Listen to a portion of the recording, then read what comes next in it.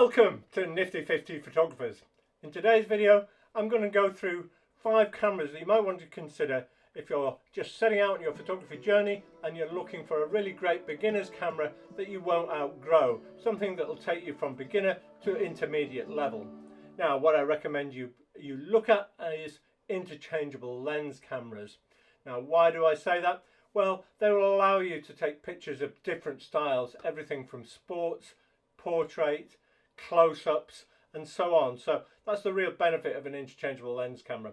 It's what most professionals use every day, so it's the natural one to progress onto. In the old days we might have talked about different varieties and different models like point and shoot cameras. Now these are very small and compact, easy to carry around, but the best camera is the camera you've got with you at the time, and pretty much the one we have with us all the time is our mobile phone. And the technology in those is so good, combined with the processing they do on your image, that you really can get great shots with those. So I see little point in spending your money on a point and shoot camera, which you'll probably outgrow fairly quickly anyway. Now when I'm talking about interchangeable lens cameras, I'm talking about digital SLRs, which means single lens reflex. Now what does that really mean? So what it means is that the image you're seeing through the viewfinder is what you're seeing through the camera. As you can see in this sketch, so light enters your lens, bounces off a mirror up into the viewfinder, and you see it with your eyes through the viewfinder. So you see the picture you're taking, which is great. However, what's happened more recently, and especially over the last year, if you watch my video for best camera for beginners, at the start of this year, you'll see that I mentioned and talked about digital SLRs there, but really the technology's moved on. All the camera manufacturers now in the DSLR space are focusing their efforts on mirrorless cameras. So what's a mirrorless camera? Well, it's pretty much the same thing, but as you can see in this sketch, instead of the light passing through the lens, hitting a mirror and then going up to the viewfinder, it bounces straight onto the viewfinder. And the processed image is what's shown in your viewfinder. So it's an electronic viewfinder showing you a representation of what your final image is going to look like.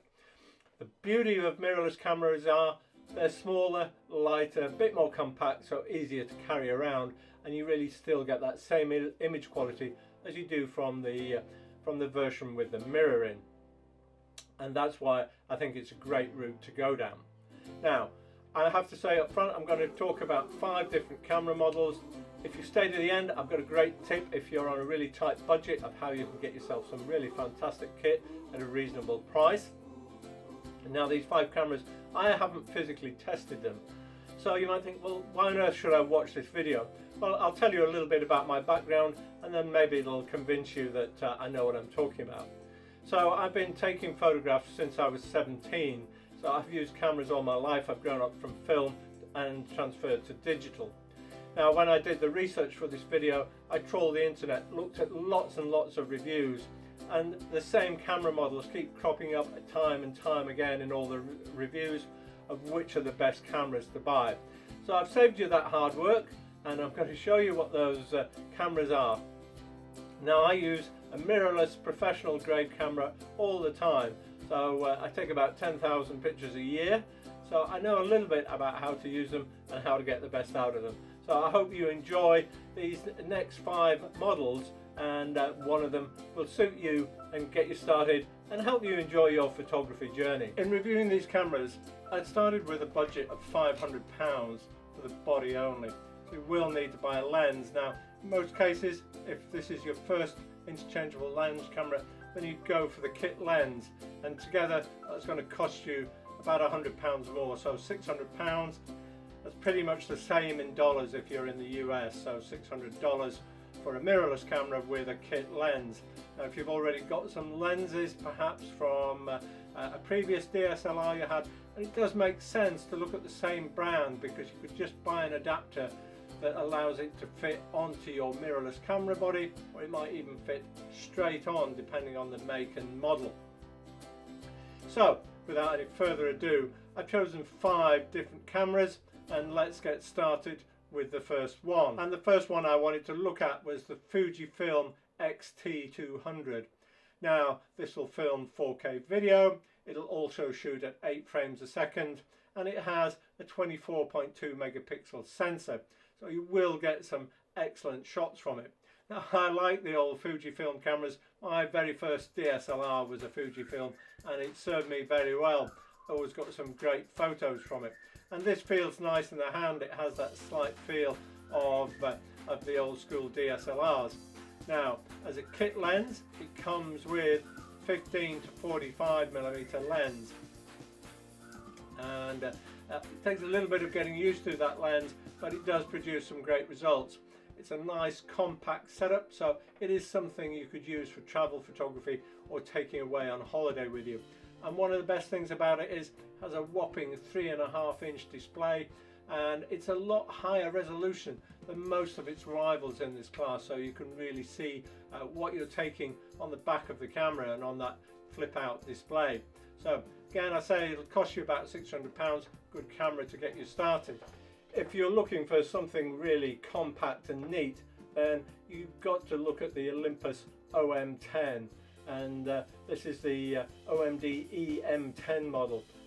The current model is the Mark IV, which has only just come out. The one I'd recommend you look at actually is the Mark III, because you'll get some great deals on that, because it's just being superseded. And the difference between the Mark III and the Mark IV isn't great. The Mark III has a 16 megapixel sensor, the Mark IV has a 20 megapixel sensor, but they'll both shoot around 8.6 frames a second, and they'll both shoot 4K video. There are some enhancements on the Mark IV, but whether you'd really notice them at a beginner level, I don't think so. Of course, if you can't get hold of one, you'll have to go for the Mark IV, but scout around and see if you can get some good deals on the Mark III. Now, it comes with a 14 to 32 millimeter kit lens, and the whole package is nice and neat, and as I say, definitely a great option for travel photography. And again, around £600 complete with its kit lens. Let's move on to something that is a little bit higher end. This is much more a camera that will take you well into intermediate level and slightly beyond, and that's the Nikon Z50.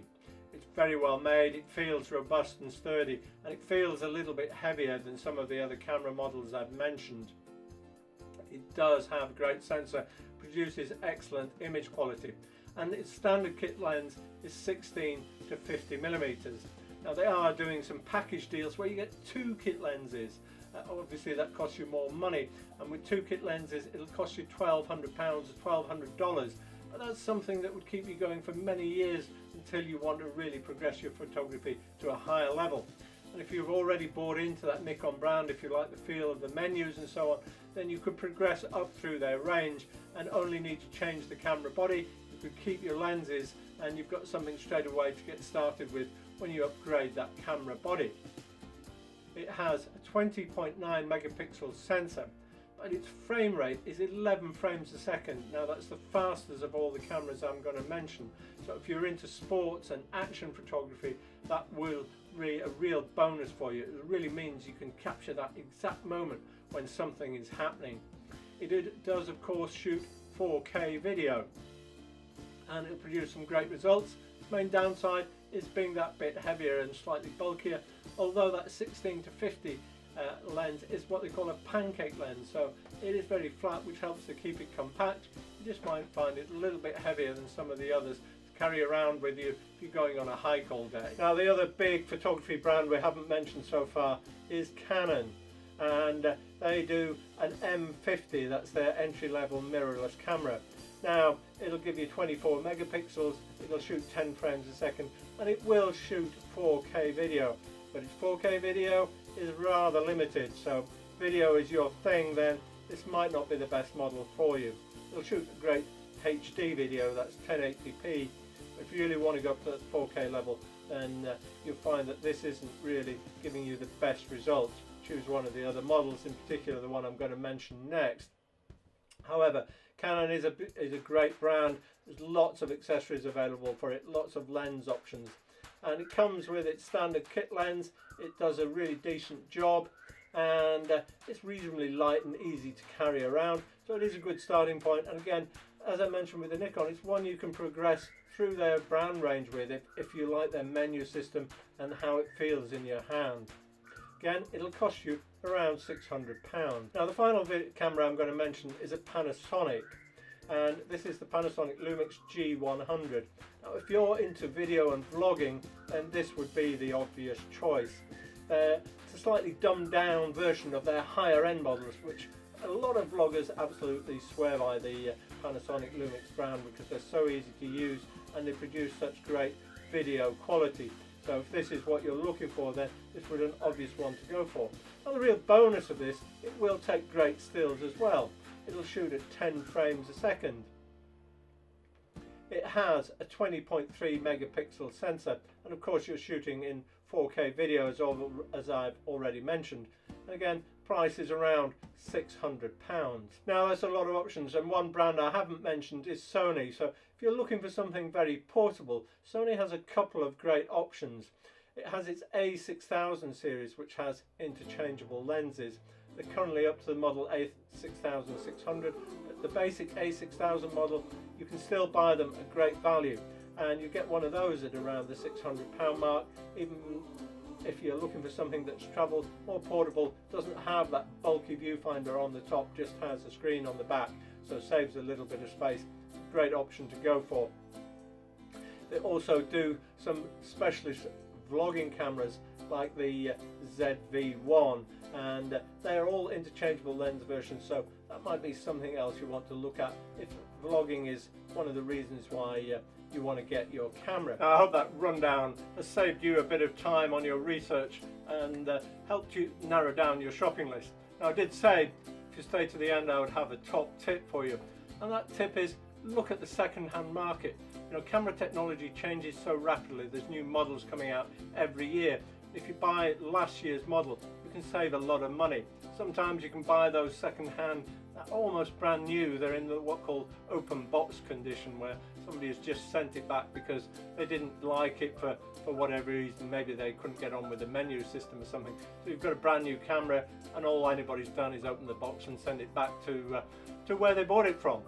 The other thing you can do is look for second-hand models. With a lot of the big camera dealerships, you will find that they'll give you a warranty with them, that they've checked them out, that make sure there's no defects, and you'll get something like a 3 months warranty and save yourself a considerable amount of money, and you'll have something that's just as good as quality, and it will really get you started with your photography without having to blow the bank.